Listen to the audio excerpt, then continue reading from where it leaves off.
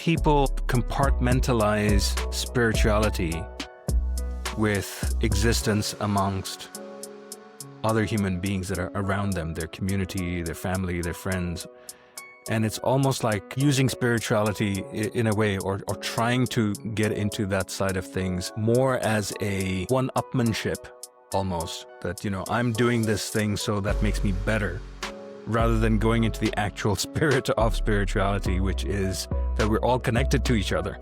I did not want to meet people. I just wanted to be left alone. And so what did I get? Being in the reception, and I might meet this guy. And he then shares with me. And that was for me such a powerful moment about being of an act of service. And I told him I was running away from, all this stuff. I can't deal with it. I'm just supposed to get married. I just want a simple life. And he says, if you can't confront your fears, you're never going to enjoy life. And to me, that just didn't make sense. How can you confront fears and enjoy life? That just didn't make sense. I love that the way that you have connected with your spirit is your spirituality, and there's tons of different ways. It doesn't have to be what's taught if it doesn't work for you. I mean, this is something that I've done all my adult life, where I have dabbled in everything that drew me, and I then drew my own conclusions and took what was helpful and molded it in my own way, in a way that made sense to me and felt true for me. So I'm really grateful that you brought that up, because there's not a one size fits all. There is not someone teaching you because they've attained something. I agree with that for sure. And I can see how it has empowered you to find your own way of connecting with your spirit. That's the whole idea of it. And it shows that you have done that.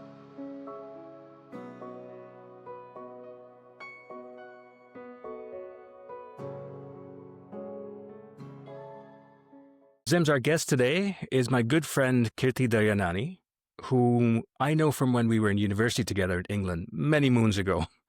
We were doing different courses and we're in different years and didn't have a lot of overlap back then, other than some great mutual friends. But somehow we can still safely call each other good friends to this day.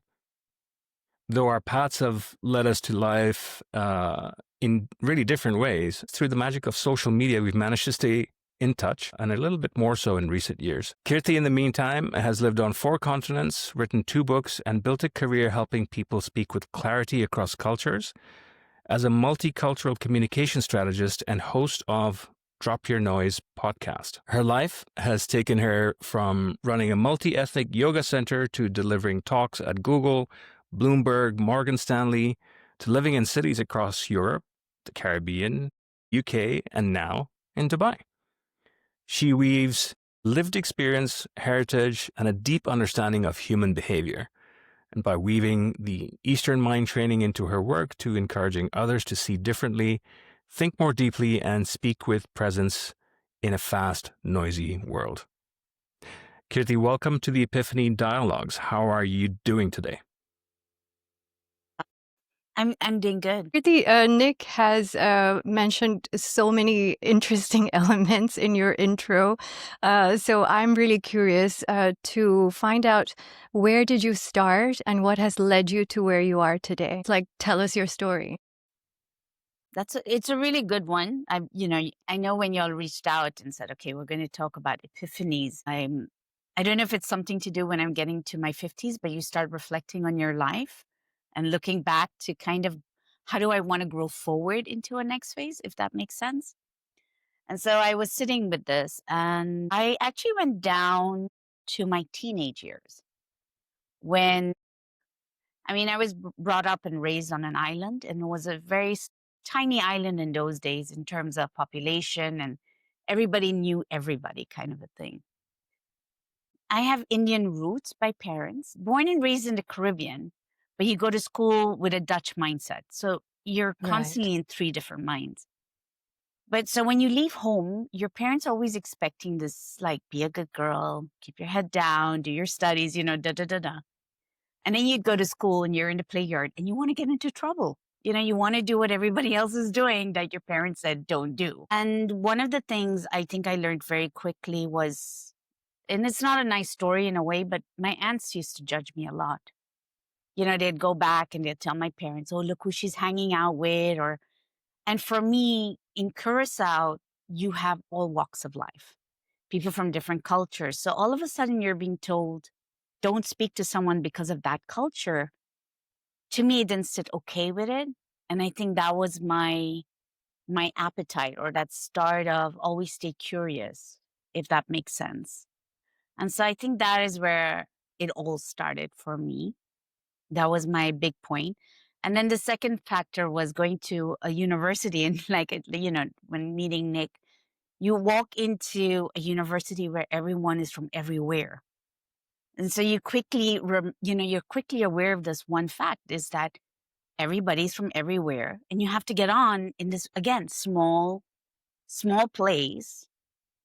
And it doesn't matter where you're from after a while, because you go and see past those layers to meet each other in a different way. So I've always had that exposure to the international life. And I think that's where it's just been a running strand constantly for me, if that answers the question.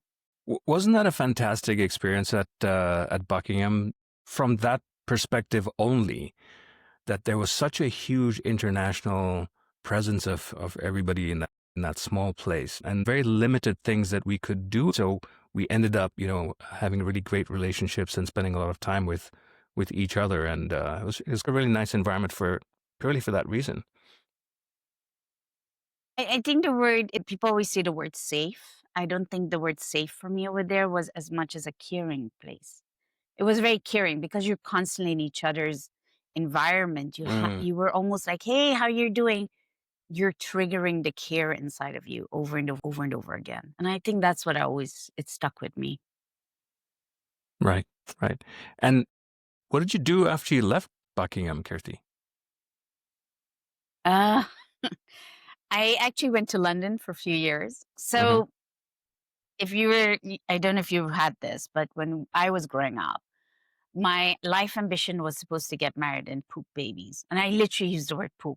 Sorry for all the moms. I know it's more than that, but that was how I phrased it. And I couldn't see myself as a mom as such, but also I broke some rules. I dated a guy outside of my community.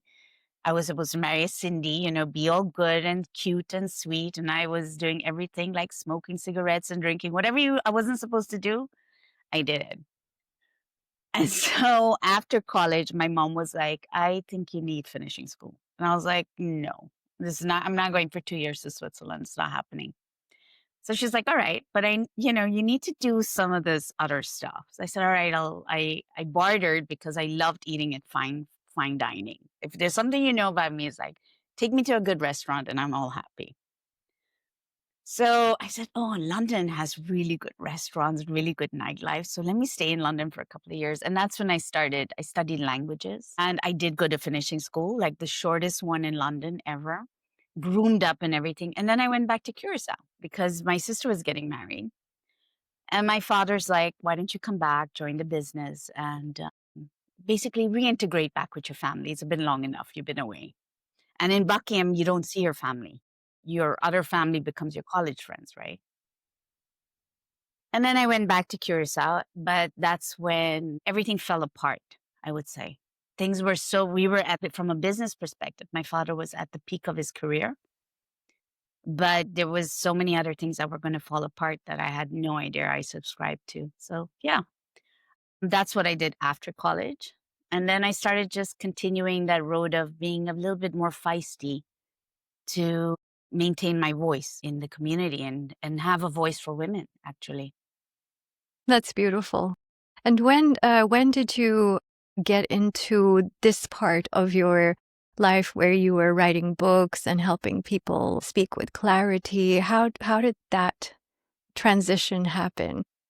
That came much later. So in my 20s, I always think about, like, I'm looking back in my life. And in your 20s, I don't know if you've both had this, but in your 20s, you do everything. You're exploring. You don't know who you are, but you're curious. You're trying to figure things out. And, you're cocky.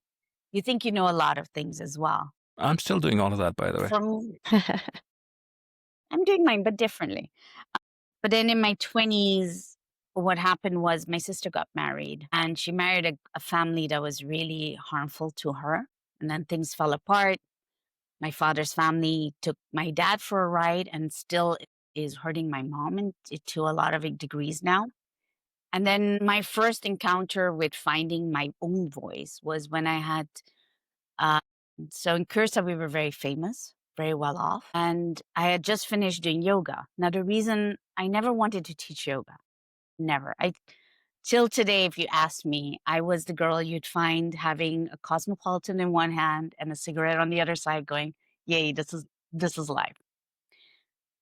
But used to take one day off, and that one day off of no drinking and just relaxing was a yoga class in a dark room. And I loved the sound of this lady's voice, the teacher's voice, and Jenny. And I used to say, if I'll teach children, because it was it was just very calming. Lo and behold, a couple of years later, as I was doing this, I wanted to run away from my house because my uncle was, always doing stuff with my mom and my dad, trying to turn a blind eye to the finances and everything. There was so much going on that I didn't want to be around it. And by then, my sister was getting a divorce. And so a lot of the stuff was like, Kirti, you have to do like this. And Kirti, you have to be like this. There's a lot of different pressures. And so I said, okay, if I go to the ashram, everybody will leave me alone. Nobody will be around me, nothing. I went to the ashram and I had to realize that quickly. I had to be very simplified. And so here goes this cosmopolitan girl to a very simplified version. And you're like, I really don't like these asanas, this yoga stuff. But when I was there, I met a very interesting guy he was somewhat like a monk. And so if you've ever been to an ashram? I haven't. Not to no. stay, no. Okay, so when you go to an ashram, you get allocated to do seva. So you have to help in the community. And they had seen how many languages I spoke, so they decided to put me at the reception. And I did not want to meet people. I just wanted to be left alone. And so what did I get? Being in the reception, and I might meet this guy. And he then shares with me.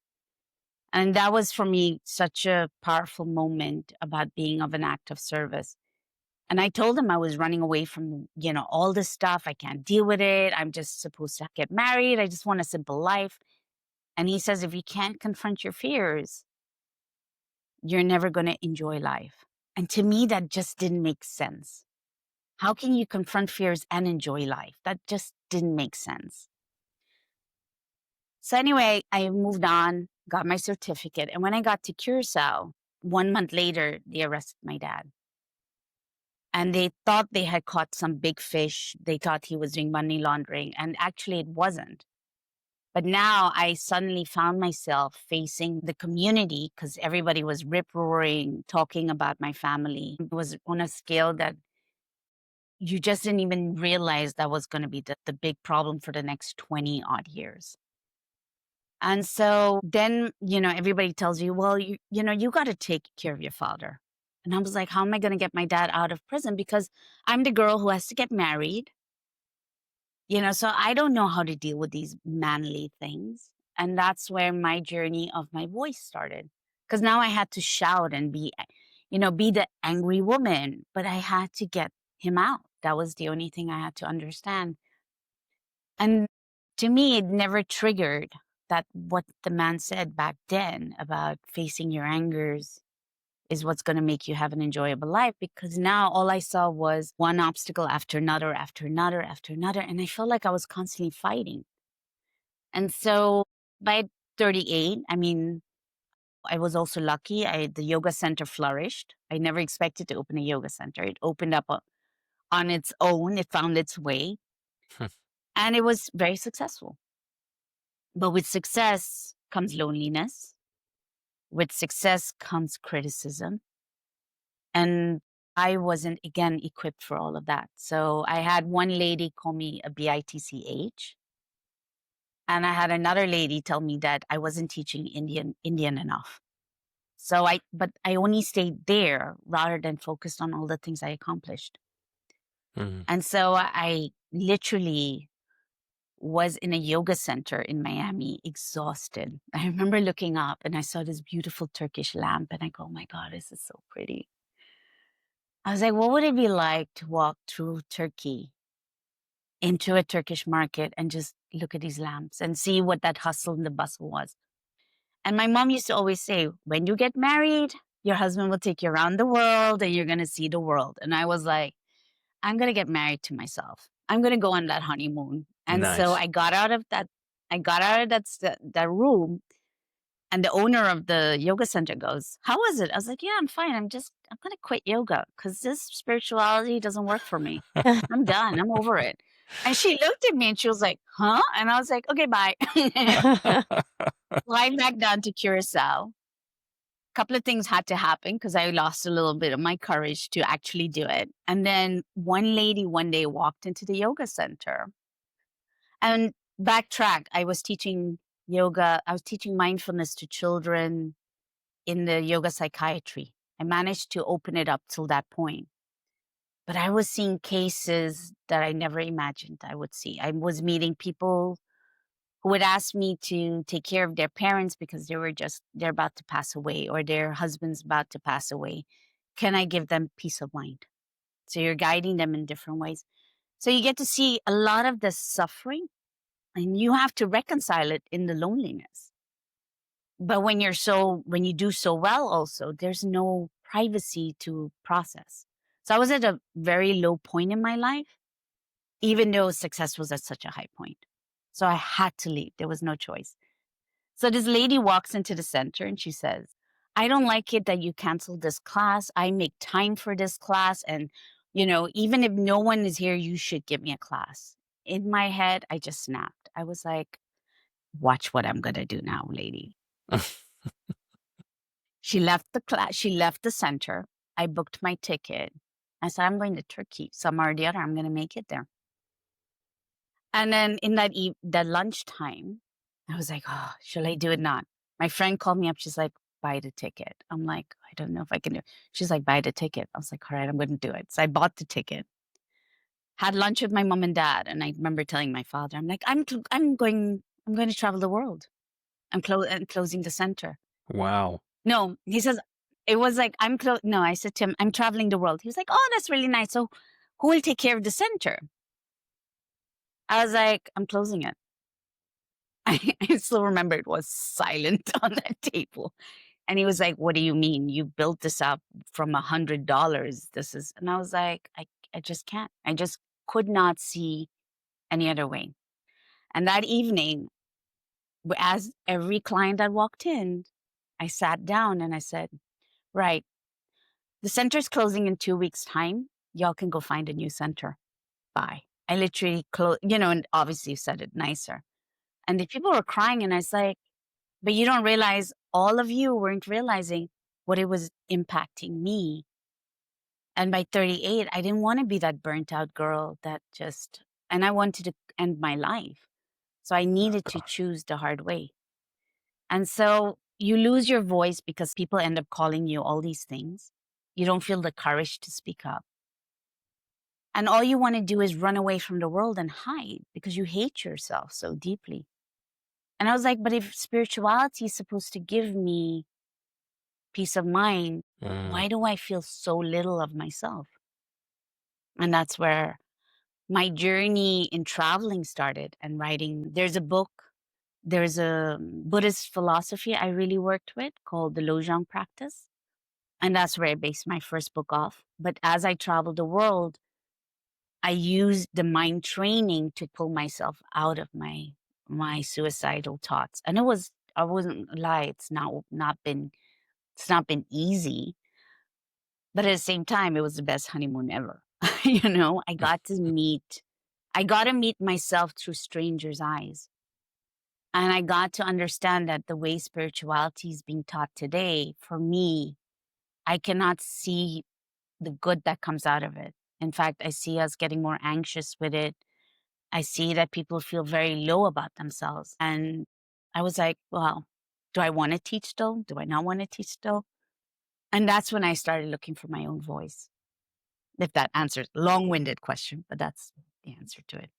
That's really powerful, and yes, it definitely answers the question. And I love that the way that you have connected with your spirit is your spirituality, and there's tons of different ways. It doesn't have to be what's taught if it doesn't work for you. I mean, this is something that I've done all my adult life, where I have dabbled in everything that drew me, and I then drew my own conclusions and took what was helpful and molded it in my own way, in a way that made sense to me and felt true for me. So I'm really grateful that you brought that up, because there's not a one size fits all. There is not someone teaching you because they've attained something. I agree with that for sure. And I can see how it has empowered you to find your own way of connecting with your spirit. That's the whole idea of it. And it shows that you have done that. And how does it feel? And where did it lead you from there? Where did it lead me from there? I ended up 2017. I was in Madrid. And at this point, I was busy with my first book. I remember getting to my Airbnb, and then I have this thing with birds.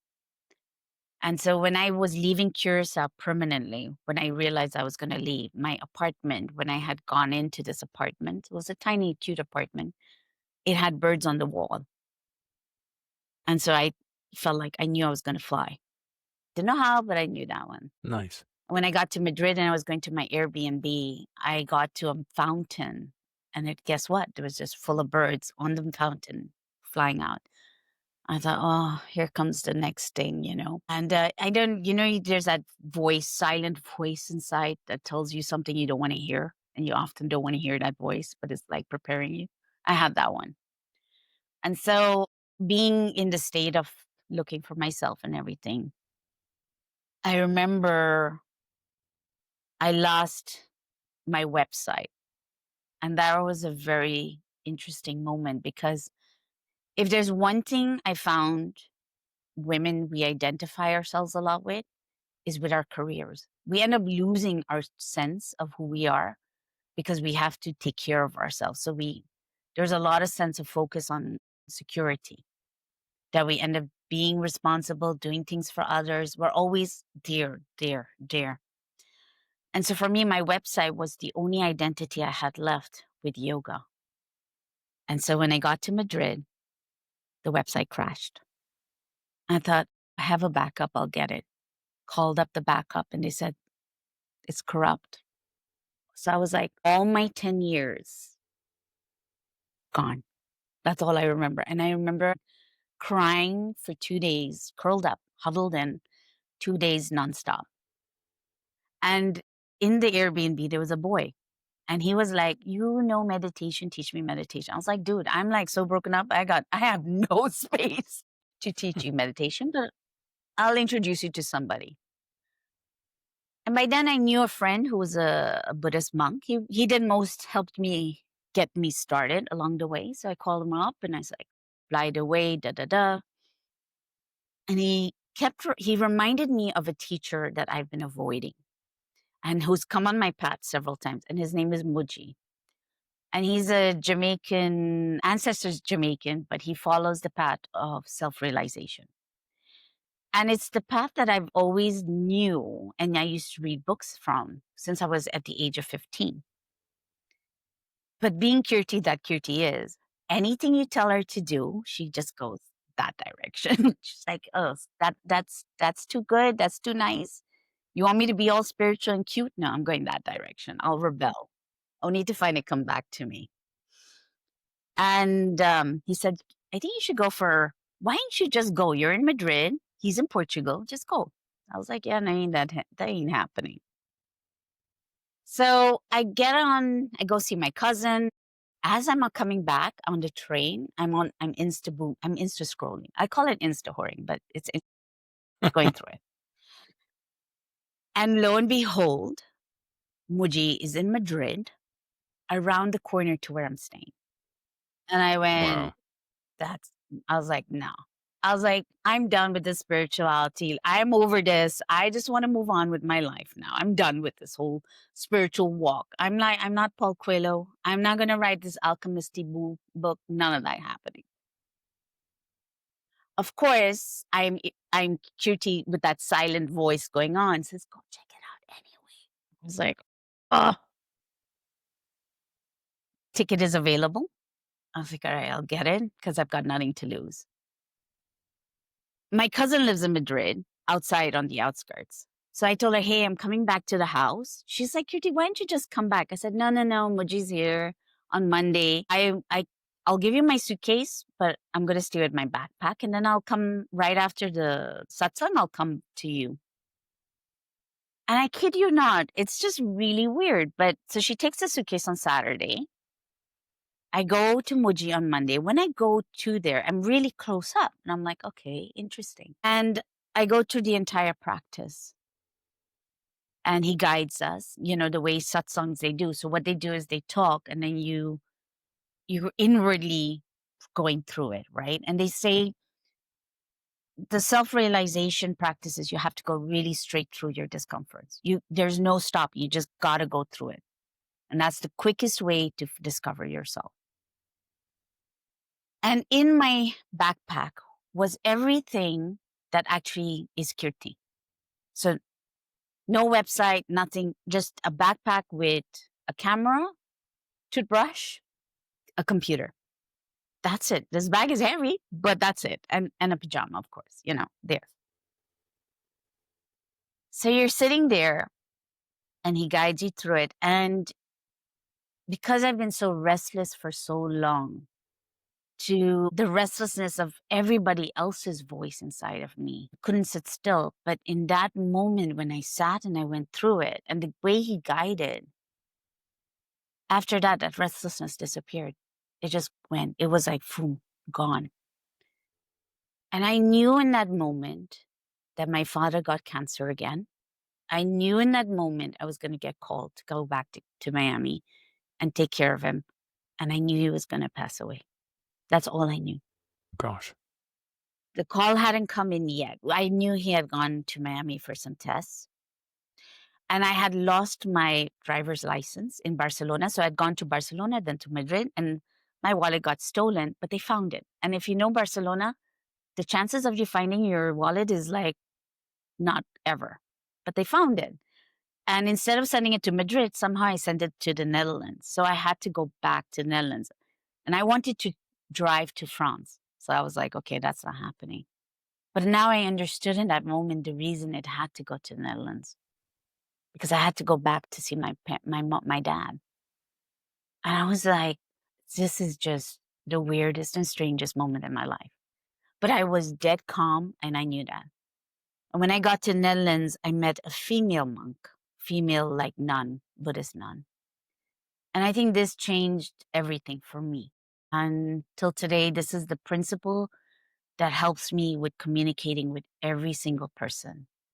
And she said, in this world, no person is born broken.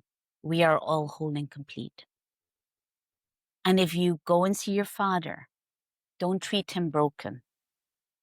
Remind him he is whole and complete. So when he passes with his dignity, but he passes on into his next life in a better phase.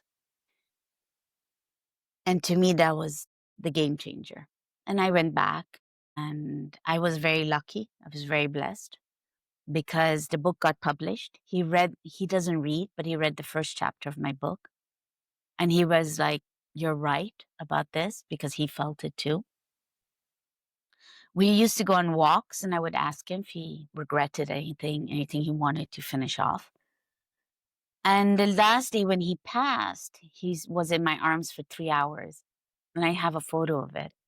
Gosh. And when he passed, he was with my mom next to him. And it was like being part of that. You get to see the pure essence of life in its fullest. And I think that changes you so much fundamentally that for me, I realized that I want to support people in communicating clearer, because a lot of the stress people go is because they can't communicate with someone they love. They can't find themselves to go past the pride or past the envy or past those really hard emotions or the resistance to just see themselves. They've been told ego is a bad thing, but actually ego is an informative thing. And I also know that if I can do this in a practical way, they will feel practical in their lives. Those are just the things you know. And that's really got me started in the communications. I promised my father I would go and settle down somewhere because that was his last wish. He was like, please settle down somewhere in the world. It's enough. And I went to London. I said, okay, I'll give myself a break after you passed. I'll go to London. And I started Toastmasters. And that was my journey to understand and find my studying into communications. Hi, everyone. We just wanted to take a quick moment to thank you for being here with us at the Epiphany Dialogues, where curiosity meets consciousness. If you're enjoying this episode, please hit the like button, follow, subscribe, and share with like-minded people. And you're also welcome to join our conversation. If you have an epiphany to share, please leave us a comment or email us. Details are in the description below. And with that, back to the episode. That's an incredible journey, Kirti. Most of which I was not aware of at all. So thank you for sharing that, first of all. There's some very dark things dark moments in your life that you've gone through, and really tough, challenging situations that you've dealt with. And to have the strength to go through all of that stuff is pretty incredible. And thank you for sharing that with us. So you found, through all of these challenges and all of this, these low points, a voice of your own, and this was a voice that you wanted to help other people realize and uncover in themselves as well. That's pretty amazing. So tell us a little bit more about that work that you've been doing. Yes, please. I break it down in 3. So the mind training I spoke about earlier, called it's based off the Lojong practice. They're slogans. So before people meditate, you become aware of your quality of your thinking. So a lot of individuals, when they meditate, they don't know how to do the next step after. So this actually does a lot of the grounding stuff, the works with the yucky stuff. And I think about it as fertility. So I don't know where the book is. Anyway, the book is behind right here. So I have slogans, and then slogans are short because you want to simmer inside about yourself. And so that's one way I support somebody. I'll tell them, okay, here it is. And I talk about it. I'm now bringing it into the podcast as well. So the second layer was I started doing public speaking. And I spoke a lot in London in particular. I spoke a lot about code switching, which has an intersectionality, but it was always also more towards the Black community. But Asians also have it because it's a very colonial, it has a colonial history to it, which is we switch ourselves, we switch our accent, we'll switch our demeanor, we'll switch everything just to fit into the Western culture, speak like them. Like if you're, if my name is Kirti, if you can't call me, I'll say, oh, call me Kay, for example. Right. But with that can be also a very deep, stressful experience because you're dividing yourself essentially into who you think you need to be to grow. It's a survival mechanism versus who do I want to be to thrive. And so we've now reached a point where we can say, well, actually, my parents survived. They did all that survival work. And a lot of us are feeling we have to undo it, but we do it with blame. We don't realize that actually they had to do what they had to do to bring us to where we are today. Yes. And how do we now transform that code switching to thrive? And so what I did was have conversations on stages about it. I would talk about my identity. I'll talk bits and pieces about my life. I started talking about my suicide, which I never thought I would. So I said, okay, you got to be strategic with your vulnerability. How do you tell a story? Because once you're free from your story, once you make peace with your story, now it can become an educational piece. So that's Sure. what I do now. In my speeches, I turn it into an educational piece. And then the third thing is, you'll always bump into a person. I don't know what I have around me, but they'll break down and cry. And I'm like, ay, ay, ay, ay, ay. What am I supposed to do here? And then I'll have to listen and sometimes I say the word I have to listen, because you realize that we don't listen anymore. We listen to advice. So people feel heard. It's not that they're being not heard, but they're not being understood. And there's a big difference between being heard and being understood. And being understood means you got to take in their background. You got to take into account the things that they might not want to tell you. You got to ask them in a way that doesn't feel like therapy. Because the moment people feel like it's therapy or you're like scrutinizing them, walls go out. So I learned to be curious and ask questions. And that's why I started the podcast, because I love meeting people. I'm like, tell me more. And I learned that along the way when you travel. So you went from like not I wanting said, to meet any people and interact with any people to love meeting people and talking to them. That's pretty incredible. yeah, but I do. But I also love being on my own. Trust me. When I'm like, okay, bye, and I'm out. I am out. And I can disconnect from the world for a while. I can just easily go into both the shell and out of the shell. Because when I go out of the shell, I want to be of purpose. But because I went through that period in Curacao where everybody was ripping into my life, because I was doing so well, I value my privacy. It's hard for me to get on social media to put out posts. And I need to do it more. Trust me. I'm like, here we go again. Because it's a value. You really cherish. It's sacred. Your life is it's a sacred environment. I think we stop valuing that.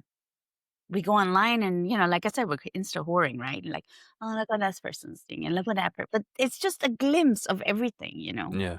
So that's what I do. And now I am busy writing more books because I want to write more slogans. I want to get better at writing because I suck at it and I love that. So yeah, it's stuff like that. And public speaking is my thing that I enjoy the most. Could you give me an example for like a slogan that perhaps you're using currently, or how does that work? I'm very curious. It's okay to be unokay. Okay. So it's like affirmations.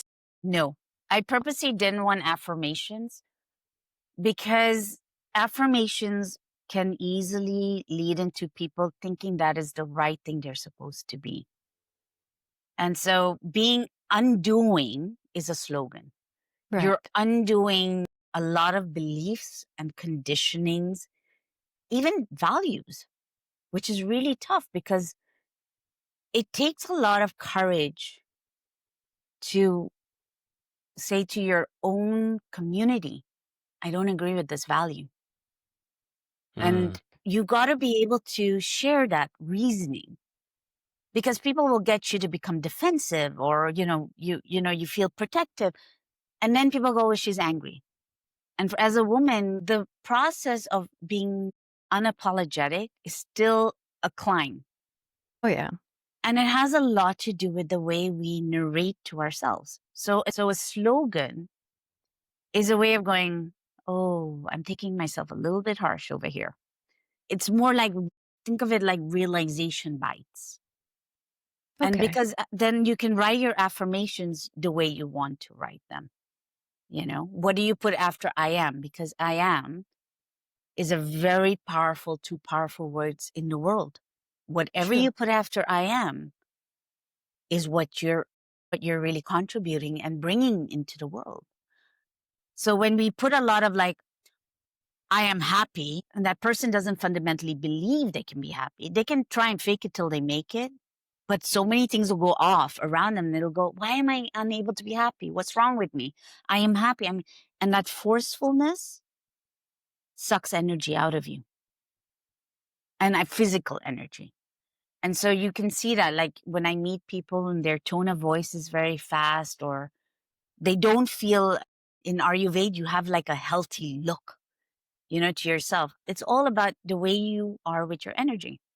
So if you're constantly complaining, you're energetically low, you're feeling tired.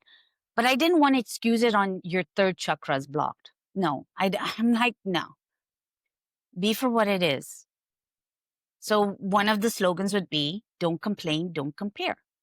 So when I find myself comparing or complaining, I actually go with, oh, there you go, Kirti. You're doing that comparing and you're doing that complaining again. How does that feel? So I had to change the way I narrate, take myself a little less harsh. And in the world that we keep telling we're not good enough, I'm like, okay, over it. How do I be lighthearted with myself? And so those are the little slogans that I ended up writing, if that gives some perspective to what it is. Okay. No, that's very interesting, of course. If I get a book of yours with the slogans, is there like a format to go through to pick one, or do I just kind of pick one that works for me and go with that for a while? I think you can do it in all shapes and forms. I have people say, I'm going to read it back to back. I'm like, no.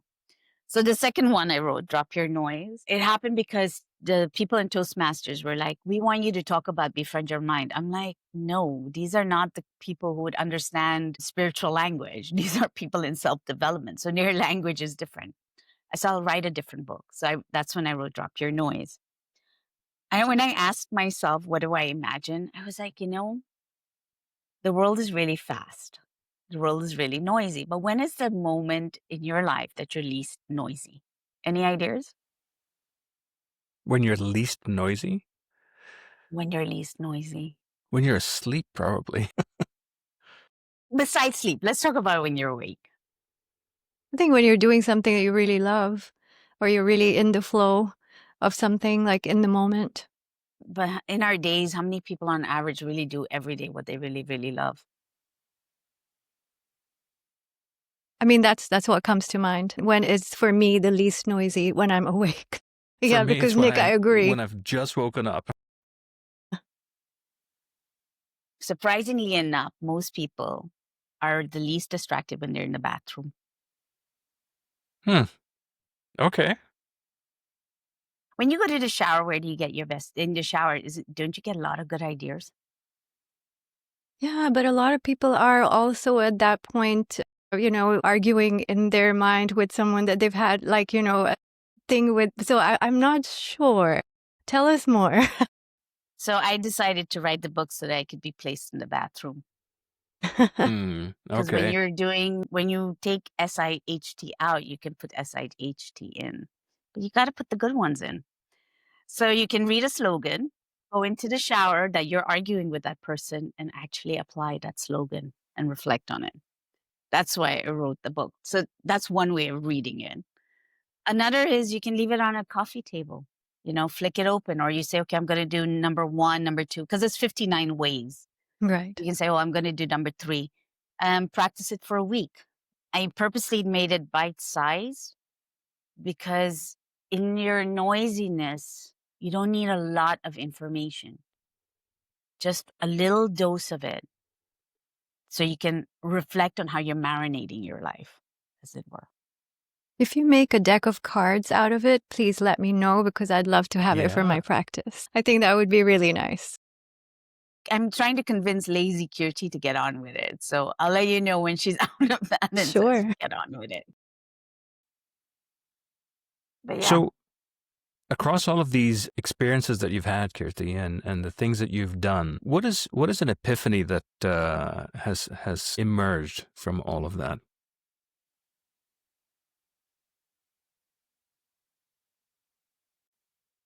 When I was in my 20s and I gotten back to Curacao, I was away for many years from my family, and I saw how my community was. Because, you meet when I was 15 to 20 something, and I went to college and I was in London, because I met such beautiful people, really nice, wonderful people from around the world. And then you go back to this little island, and then you see people being really mean to each other, hurtful, harmful. And they expect you to play this role because, you're this family that's really done well for themselves. I used to run away at 5 o'clock just so I can have my smoke. But I used to go sit by the beach. I used to go for a swim. I used to swim like this, up and down, sideways. And there was a lot of pressure for me to lose weight so that I could be marriage happy, compatible. And I used to look at these birds that would fly and I would say, I want to be free. I want to be able to just fly around the world and just get out of this island. You get exactly that. I got exactly that in just the way I never imagined I would. And if you ask me what it is for me, is that if we just take a lot of pressure off yourself, just take it all off yourself and stop labeling everything. Just, we're constantly labeling everything. We make ourselves so sensitive to the point that we stop seeing each other, stop being human to one another, and unforgiving. And then we use spiritualities often as a way of dismissing someone or manipulating somebody just to get what we want because we don't want to face our suffering or our struggles. And if you go through that fear of it, you'll start realizing that while you were on it, you're not going on a journey. The journey is already there. It's just going through life is the journey along the way. And you don't need all these fancy words to just live it. Just simplify it, just live it, just enjoy it. If I'm going to be speaking to you, I want to be 100% with you. Right. I don't want to be 50% with you or 70 and just listen. Okay, what is that person going on? What's their problem? I don't want to dissect somebody. I want to just be 100% whole and complete with you. Because when I walk away, I don't know if I'm going to see you again. Right. And That's beautiful. life's, so that's what I got. If you ask me if that's an epiphany, that's the epiphany. It absolutely is. Thank you. People, I feel, kind of compartmentalize spirituality with existence amongst other human beings that are around them, their community, their family, their friends, all of this sort of stuff. And it's almost like using spirituality in a way, or trying to get into that side of things more as a one-upmanship almost, that, I'm doing this thing so that makes me better, rather than going into the actual spirit of spirituality, which is that we're all connected to each other. And it's not just a class that you're doing, 1 hour or a couple of hours a week or whatever it is. It's not participating in this one activity, but it's actually realization of what we are as human beings, what our fellow human beings are to each other, and what all creatures and what all life and what all existence is, and then applying that in a way to be more harmonious with it and be more at peace with yourself and help spread some of that peace around you. And I feel people lose sight of that a little bit and just go off as this is an activity that I'm going to do for some betterment of myself and myself alone. When you connect with your spirit, is what I feel spirituality is really very simplified. Just connect with your soul, your spirit. All those differences, all that distance, it all really evaporates and you do feel one. But when you bring that into the head and into practices and thinking that it has to be done this way, or this is the best way to do it, or, it does really corrupt it as far as I'm concerned. The idea is to be in that space and spend as much time as you can in that space, but you don't necessarily have to bring it and then force it into systems and procedures and strategies to sell it. It's not something to be sold like that. The thing is, there's 2 things that came to mind. The first book is, if you ever want to break everything, there's a very good book called Cutting Through Spiritual Materialism. And I got that book given to me at the get-go. And when I read that book, I thought, wow, it calls you out in many ways. But there is something that I do think we don't. There are a couple of things we don't realize around spirituality, and it's uncomfortable. It's uncomfortable. The first thing is, um, we spirituality can really lean into that. You shouldn't do this, and you should do this, and you shouldn't do this, and you should do this. Actually, there is no should and shouldn't. Just everything has an action and a reaction. And you can't go on a spiritual journey. I don't think I went on a spiritual journey. The journey is just is. And so to call it, even like you said, Nick, and I agree in that sense, is that compartmentalizing it, like your career, your personal life, your this, by compartmentalizing it is also in a way to one's convenience. And that's when in spiritual materialism, it's like you cut the Band-Aid off. You just rip it off. To me, I need money, for example, right? I got to eat. I have to pay rent. These are simple things. And I remember asking myself, I'm like, well, how do nuns and monks do it? But they get donations. They get funds to take care of them. And so then we treat in the spiritual world, you notice how people go, materialism is really bad for you. So now we just layered it with a lot of guilt. Why not just call it out for what it is?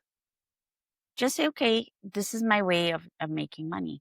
But where it gets harmful is when we make people feel like they're broken. Oh, you need to spiritualize. You know, you need to get in with your third chakra or the fourth chakra, whatever it is, you know. For me, when I hear stuff like that and like it's out there, what you're actually amplifying is self-entitlement. And the reason I share this is because when I had to teach mindfulness to children in very impoverished conditions, this is what you had to hear. Kirti, you only have 1 week with them for 1 hour. And then 1 hour later, you're going to the yoga center that gives you bread and butter. I call them my Gucci clients because they would walk in and they'll go, can you make sure I stand on my hands? Because I need to stretch, make sure also that my hamstrings are stretched enough because I'm doing a yoga teacher training course. And I'm like, and that's the prescription. That's what you're going to get ticked off. And so when you see that contrast within an hour, you realize that your spirit is not separate from you. It's just you are the spirit. But how do you respect it? How are you willing to have dignity with it? And how are you dignifying others with it? And that's the part we don't do. Because for somebody, money is necessary. You know, women struggle today to meet ends meet. So how do we give them the dignity with it? They might not feel like they're doing enough because corporate world burnt them out. They feel so burnt out by the corporate world. Then they go on this journey and they discover they can get in touch with themselves by these yoga trainings. Then they're like, oh, but I also want to be a yoga teacher now. And so then they go on this journey and now everybody's competing in a space. And everyone's like, I'll give it to you for free. I'll give it to you for free. And then self-worthlessness happens. It's a cycle. So, but none of us really step back and just be with the spirit that is. Because actually, it's that voice that tells you what's next. Isn't that what spirituality is? A practice. It's not a practice. It's just a way of life. It's just connecting with yourself more inwards rather than outwards. But yeah, some people do have to go on a certain track and find that connection and that communion within through that. So yeah, I know. A lot of people seem to be taking the same path. And so sometimes it does make it longer for them to get to where they really want to reach from it, what they want to feel like. Nobody's really telling them what they need to do or anything, but what they feel like they're missing and what they want to find within themselves, right? But a few do, So it's like, yeah, you have to kind of let them follow what calls to them, and through that, figure out what is, the path within. But it's very interesting for sure. Yeah, mine is ripping off the Band-Aid. Mine was ripping off a Band-Aid. I think that was it. Yeah, no, absolutely. It has a lot of place in the work that we all do here, because sometimes it does get to that place where that's what you need to do first. And then you can, go on your quests and figure things out in that way. But yeah, it's just really it's important to have all of these different perspectives and voices helping us to see what we resonate with and what feels right for us to do at that point. So thank you for being one of those voices. And I would love to talk a little more about the podcast. Is that recent, and what kind of content are you creating? Oh, I enjoy the podcast it's just fun. Yeah. We How would did it agree. become? How did it become? I was just curious to know what podcasting is about. I I was very afraid to share my opinions and my thoughts after a while. With everything that happened, you get very afraid of the judgments, right? I interviewed this one person. Radha is the first person I interviewed, very funnily enough. I went to a conference because my sister was like, Kirti, there's this wedding conference happening. Can you please go and see what they're doing? Because she does Mehndi. I was like, oh, okay, I'll do it for you, So I go for this. I end up meeting this lady, beautiful lady, Anshika Arora. She had this wedding app in London. So I said to her, I said, actually, can I just write for your app? It's just fun.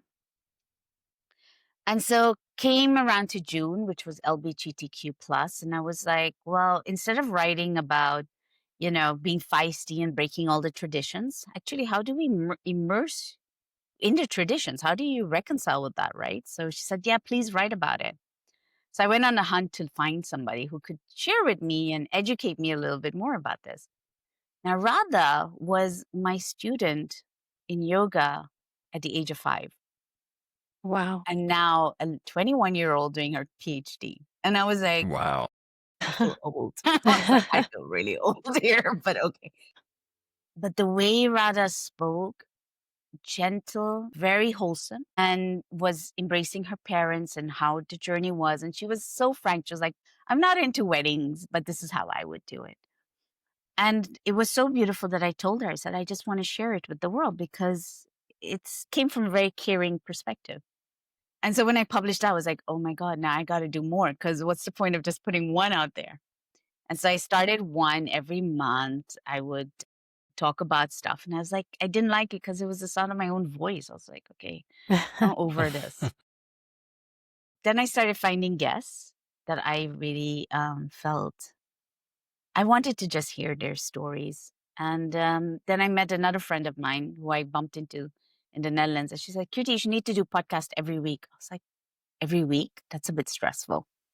And I was like, all right, I'll do it, because I'm always up for a challenge. I was like, I'll do it. And so I started back. And then I just continued to find whenever a guest comes on to share their perspective.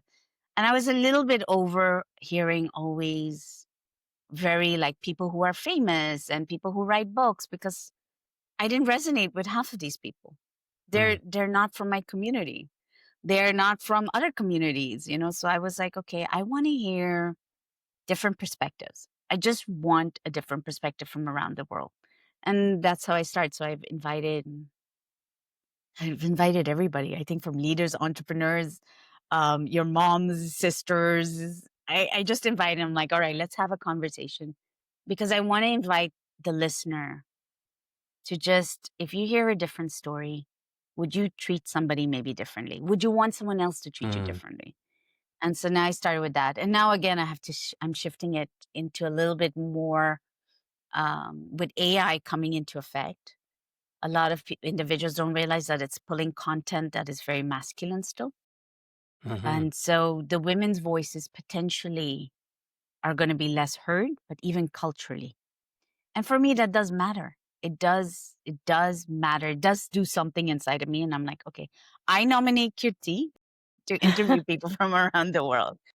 And Love it. so that's where it is. So it's like ever evolving, drop your noise kind of a thing. So yeah. Beautiful. That's fantastic. Well, Kirti, when we get too close to the end of the show, one of the things that we ask all of our guests is, if you have a time machine and you could go back and find a pivotal moment at which a younger version of yourself might need some help or some guidance or some support, what would you tell them?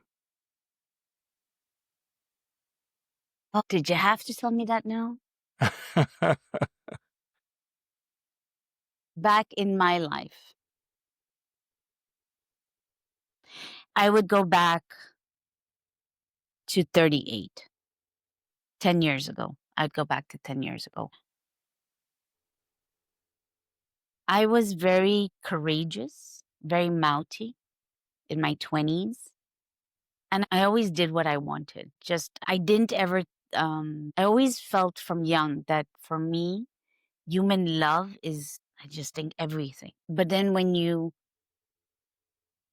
get criticized a lot or you get judged a lot when you're in success, you start doubting yourself. And when I got to the bottom of the bucket, I didn't tell anybody I was suicidal for many years. And I remember that I did go to the doctors and I said to them, I'm burning out and